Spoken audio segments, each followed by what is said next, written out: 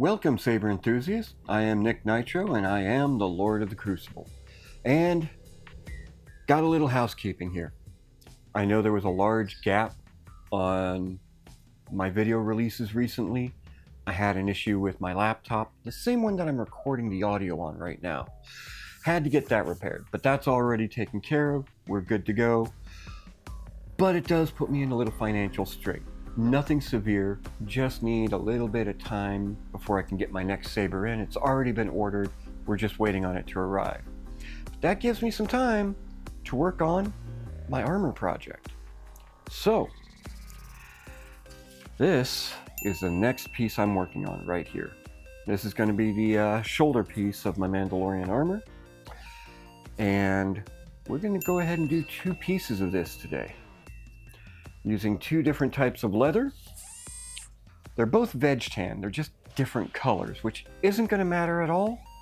Got this really nice dark blackish brown piece, and then we've got this natural tan. This is going to take the dyes really well, so they should look the same when they're done, but this is also really thick stuff. I'll try and get a shot or two of the edge here, but makes it a little harder to work with.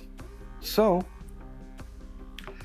we need to get these cut out, and then we need to start putting our pattern in there. This is going to be a little different pattern this time, so this ought to look real good. So the first thing that we did here was get our template taped to the leather, and as you can see, I'm cutting this out using a utility knife. I'm using really thick leather here, about 10 to 16 ounces. I even went to Tandy to see if there was like some kind of leather shear that I could use to cut this into shape, and they don't have anything that'll cut anything thicker than about 7 ounces max. So shout out to Tandy Leather all over in Tampa, giving me the updated information, making certain I'm using the right tools. So if you're going to use a utility knife, make certain you've got brand new sharp edges on each knife. It works really well, but it does take a little bit of time to get everything cut out just the way you want.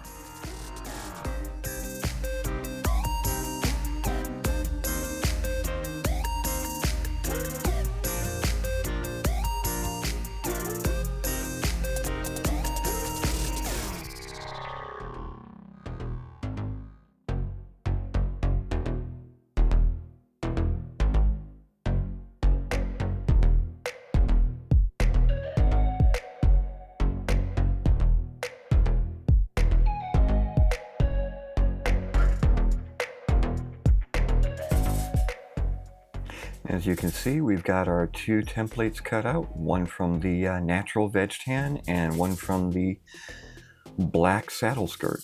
So just going to do a little trimming and edge beveling of our corners here, make it all look nice and clean.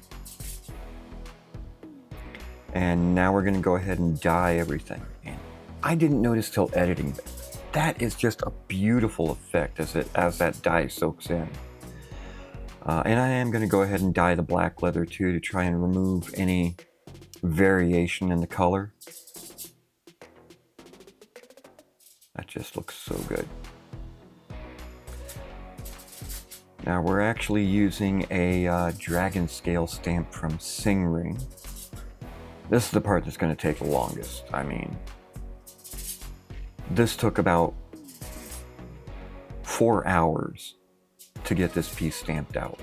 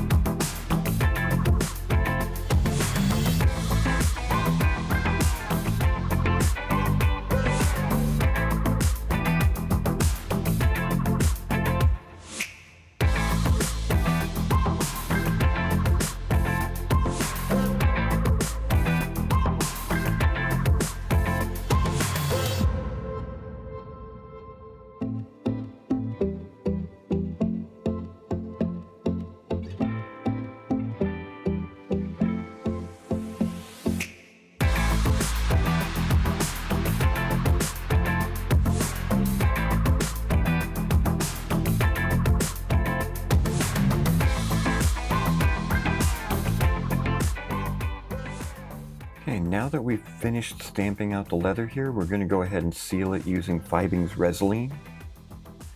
This is going to ensure that when we put our color in, it's only going to go down into the crevices rather than stay on top of everything. Now that we've got that cured, we're using an antiquing finish mixed with a very light blue paint from Angelus. So we just put that on and we wipe it off right away. I'm trying to do that in patches so it doesn't have too much time to dry. And once I get the initial layer down, then I'm going to try and wipe it down to the kind of the level of paint that I actually want to be on there. And if I see any patches, I'll do a little fill-in work here and there.